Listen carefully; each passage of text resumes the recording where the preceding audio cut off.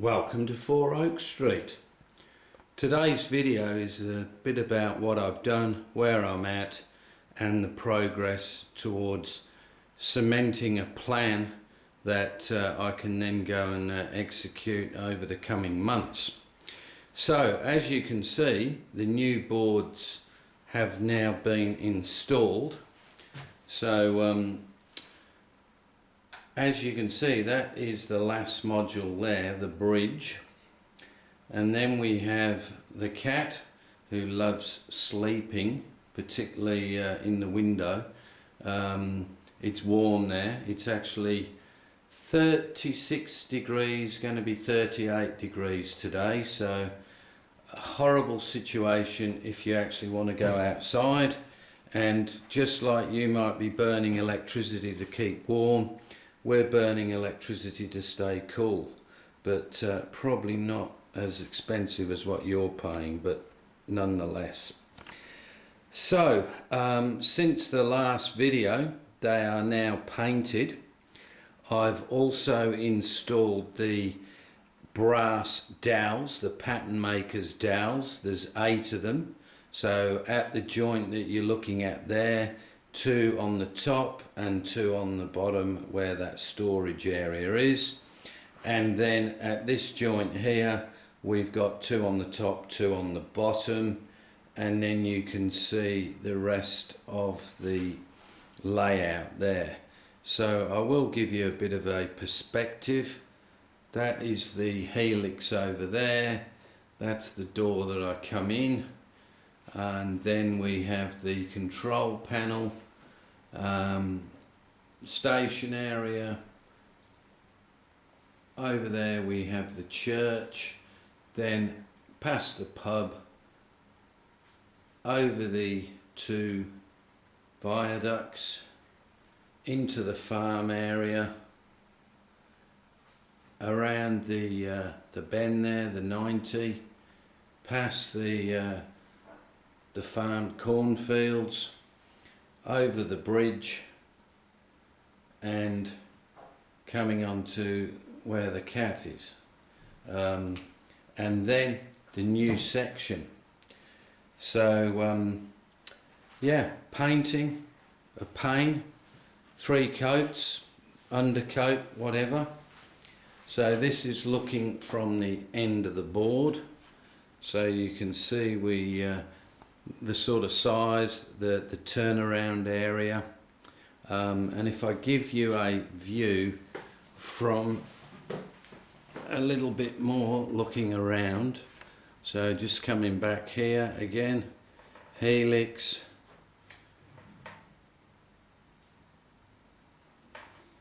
and so forth. And you've probably noticed the room is still fairly full of stuff that needs to be sorted. So largely what's left is you can't throw that away. So it's about really, can it be sold? Do we need to keep it? Or how do we dispose of it? And that does not include the cat, by the way. So here we are above the board, and you'll see that I've laid out a couple of scenarios. Now for those of you that are quite observant, you'll notice on that board joint now where there's some points in boxes sitting there, you'll see a bit of a step. So what I've done is I decided I needed, if I was maintaining that level of track coming off the bridge where the cat's head is, in order to have a bridge, a road bridge, I needed to actually either lift the track, which I could have done with another gradient or whatever, or by just stepping the board down that extra 20 mil, I think it is. It means that looking at the dimensions of some of the bridges that you can download or buy, I can easily get a bridge in without having to do anything in terms of a gradient. So I just want to show you my plan. So this is the plan that I have been working with. So this was the one that I actually did for the baseboards, and you can see I've put some sort of a track plan on there. But that gave me a bit of a layout for the legs, and then also on there we've got some, I'll just move it. We've also got some of the required stuff there. So I've now just ordered a fair bit of stuff, so I've anticipated another 30 metres of track might just get me through, and about another 6 sets of points to add on to what I've already got there, so about another 12 sets of points, a couple of buildings, and things like fish plates I've ordered. Anyway, all that's got to come. So this will then take me to win this 30 metres. That'll be 180 metres on this layout in total. I haven't worked out how many points, but it'll be in the region of about 40, I would have thought. And I've still got to make up my mind whether I go for the Cobalt Digital or the analog and build a panel, so the jury's out on that. But what you're looking at here are two scenarios. So one was, as we discussed, having the station at the back, or having the station on the front there, which you can see on the right. So two things. When I come back to my requirements, I wanted to have passing loops at the station so I could hold a train up. I also want a TMD, and I also want a couple of sidings to store coaches. So what I've worked out, now this is assuming a platform 4 foot, but I may actually go slightly less. That is a platform the same size as what I've used in the main station at Four Oaks. So probably be less. But when I tried to lay that scenario out on the right here, the issue that I've got is that the passing loops and the station are going to pretty much use up that whole straight section, which is going to be hard for me then to take sidings off to a TMD because the platforms will be in the way. So what I'm warming to, now bear in mind, all the track is going to be raised, which will then give me, as will the sidings, it'll give me the option of having roads below and above the track to try and create that, you know,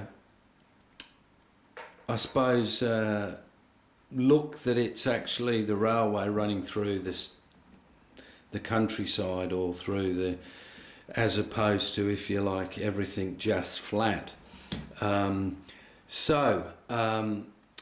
you're going to see is coming off the bridge there, I've got two scenarios. Bring the four tracks. They will move towards the right of the cat, or to the left of the cat. Obviously the cat hopefully won't be there when I'm laying the track, but the track will move towards the right hand side of that board, which will then give me the opportunity to have the widest curve. And then the four tracks will split. Two will come down here if this is the main station, through a passing loop on either side. And the other two tracks will take this 45-degree angle roughly and come along here before turning around, as we can see, and going back down there. Now I'm also toiling with, do I have a slight gradient?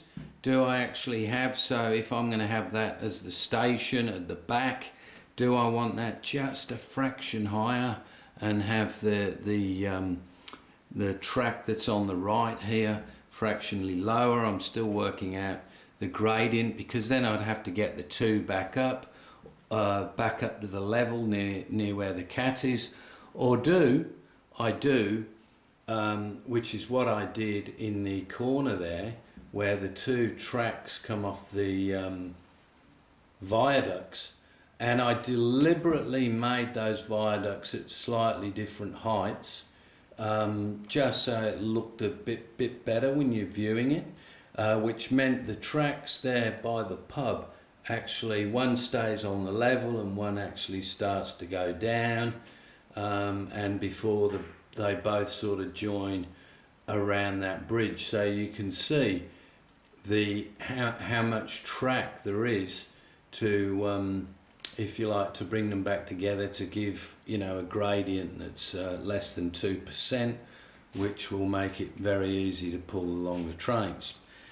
So if I go with the station on the left here, and I'm thinking I might have the rears of houses and a fence or a bank or something like that, I've got to work that out, because once I've got this, I've got to then start working out the roads, because they are sort of the next major thing to the rail. But it would give me the opportunity then to possibly, where you see those three strips there, having either the TMD there or the TMD in this section here. But I could get definitely a couple of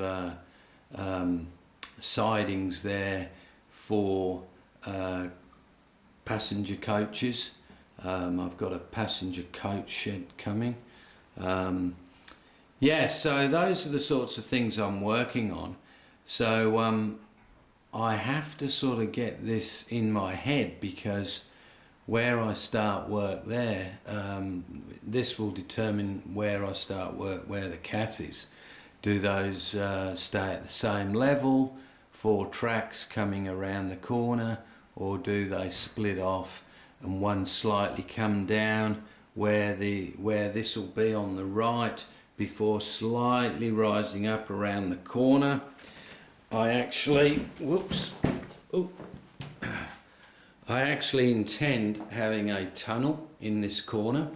So the idea would be that the trains are coming down the main line here, disappear into this tunnel. I've always liked the idea of looking at a platform with a tunnel at the end. I think that's always a nice look.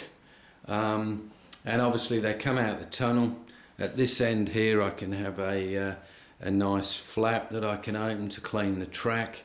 How far the tunnel goes round I'm not sure, but obviously the tunnel starts to determine the look of the land in terms of how it sort of flows into this baseboard. So yeah, so that's pretty much what I've been doing. So it's probably a couple of weeks away before track starts to arrive. I thought I actually had one piece of code 55 left, but I used the very last piece on the bridge. So yeah, just laying it out with the cork, which you know, I buy it in sheets and then I cut it. Got a bit of a template that I use. Works quite well.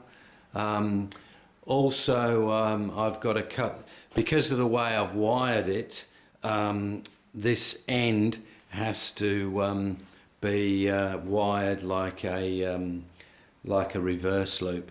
And the reason that that I did that was because of the point work and everything crossing over there. It made it simple if I did the helix as a reverse loop, wired this as though it was one side of an oval, so like black, red, black, red, black, red. So I've maintained that all the way black, red, but at some point I need to have the polarity changes. So I've got 2 of those which came. They are the DC Specialties ones.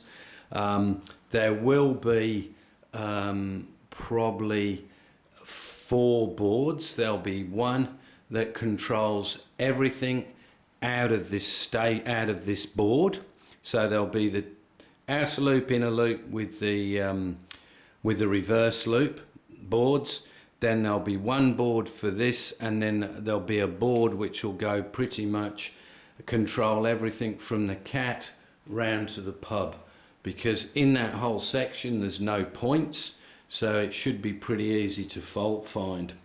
I've also got a booster which I bought quite a few years ago, which is an MRC, which is like, you know, the Gauge Master Prodigy Advance.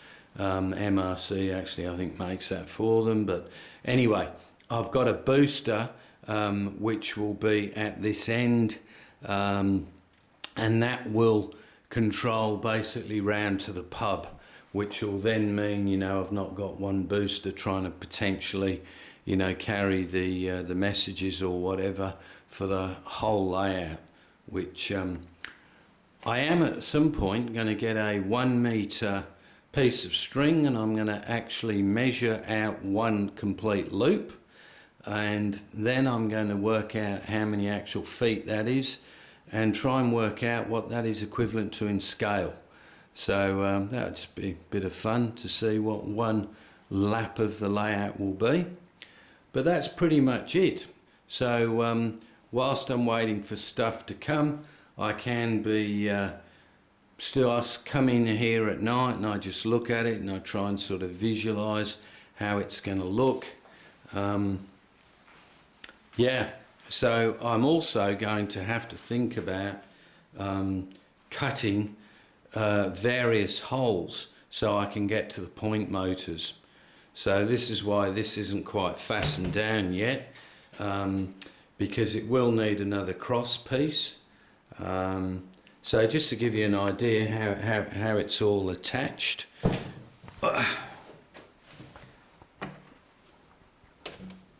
So you can see there's a bolt which bolts the modules together, and at the side of the bolts are those pattern makers dowels.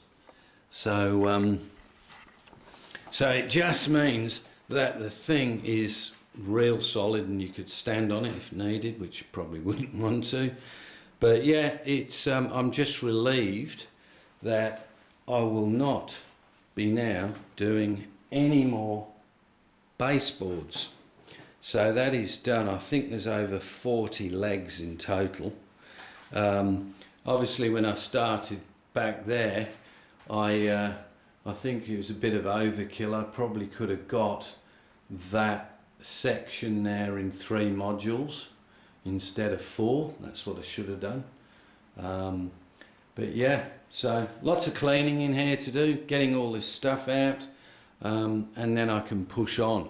So I just can't wait for that day when I can just watch a train come around this loop and head back without having to worry about is it going to drop off the end. So until then, I hope you've enjoyed my thoughts, and any comments, please, as always, I look at them, I think about them, and yeah, thanks a lot. See ya. Bye.